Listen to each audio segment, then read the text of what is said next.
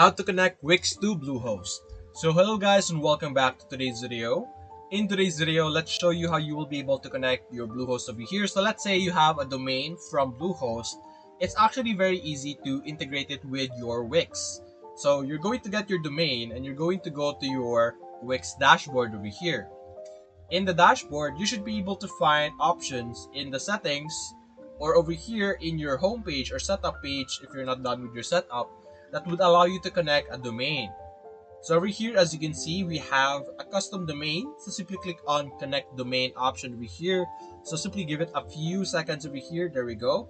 And simply enter your domain that you have gotten from Bluehost over here and click on let's go. Now, in Wix Studio or Wix, it's optional or you are required to actually have a plan or an upgraded plan or a subscription before you are actually able to connect with a custom domain.